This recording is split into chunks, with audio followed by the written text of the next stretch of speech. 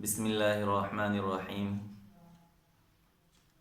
الحمد للہ رب العالمین والصلاة والسلام علی سید الانبیاء والمرسلین اما بعد فاعوذ باللہ من الشیطان الرجیم بسم اللہ الرحمن الرحیم اہدنا الصراط المستقیم صراط الذین انعمت علیہم غیر المغضوب علیہم ولا الضالین۔ صدق اللہ العظیم۔ عزیزان ملت، آج پوری دنیا کرونا نامی مہلک وبا سے خوف کھائے ہوئے ہے اور ایک بڑی تعداد اس کی زد میں بھی آ چکی ہے۔ دعا کیجیے کہ اللہ تبارک و تعالی ہمیں اس وبا سے محفوظ فرمائے، اور جو اس کی زد میں آ گئے ہیں اللہ تبارک و تعالی ان کو صحت یابی نصیب فرمائے۔ عزیزان ملت، آج ملک کی یہ حالت ہے کہ کیس بڑھتے بڑھتے تقریباً 31,000 سے تجاوز کر گئے ہیں، اور مرنے والوں کی تعداد 1,000 سے زیادہ ہو چکی ہے، اور اب ایک ہفتے سے مسلسل کیس جو آ رہے ہیں وہ 1,500 سے زیادہ آ رہے ہیں۔ رات بھی 1,866 کیس آئے اور 69 آدمی کل مرے۔ تو اس حالت میں جبکہ سنکھیا بڑھ رہی ہے کیس کی، لاک ڈاؤن کا کھلنا اور ملک کے حصوں کو اس طریقے پر بانٹ دینا کہ یہ حصہ گرین زون ہے اور یہ ریڈ زون ہے۔ گرین زون میں جہاں کیس کم ہے یا کیس نہیں ہے، ان حصوں کو کھول دینا، کیا یہ ہمارے لیے مصیبت تو نہیں بن جائے گا؟ تو یہی چیز مجھے آپ کو بتلانی ہے، اور اس کے لیے ہمیں کیا کرنا ہے، اور ان الزامات کے جگہوں کے متعلق ہمارے نبی صلی اللہ علیہ وسلم نے ہمیں کیا ہدایت دی ہے۔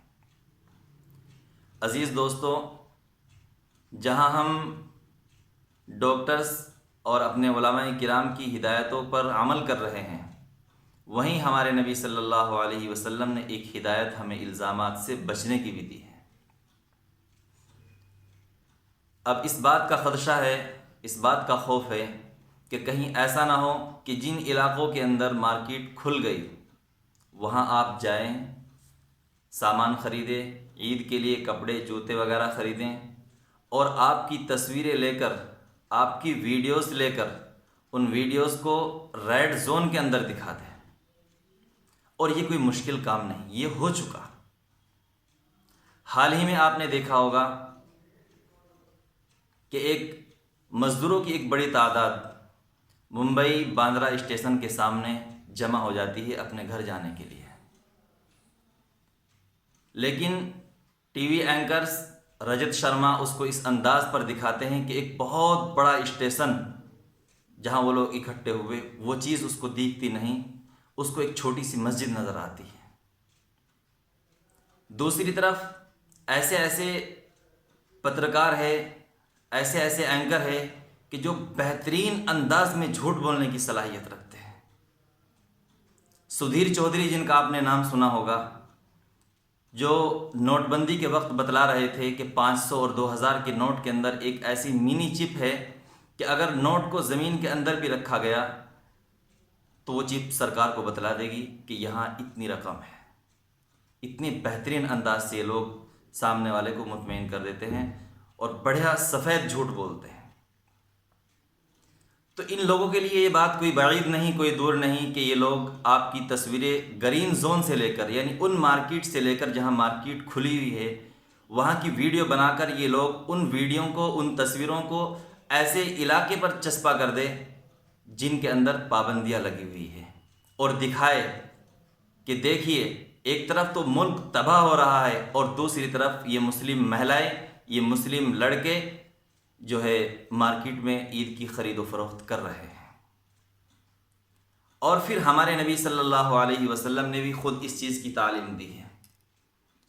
روایت میں ہے، حضرت صفیہ بنت حی روایت نقل کرتی ہے کہ ایک مرتبہ نبی کریم صلی اللہ تعالی علیہ وسلم اعتکاف میں بیٹھے ہوئے تھے، میں رات کے وقت ملاقات کے لیے خدمت اقدس میں حاضر ہوئی اور اپنی بات چیت کرنے کے بعد گھر جانے کے لیے اٹھ کھڑی ہوئی۔ نبی کریم صلی اللہ تعالیٰ علیہ وسلم بھی مجھے چھوڑنے کے لیے چل دیے۔ راستے میں دو انصاری آدمی جنہوں نے نبی کریم صلی اللہ علیہ وسلم کو دیکھ کر اپنی چال میں تیزی کی، تیز چلنے لگے۔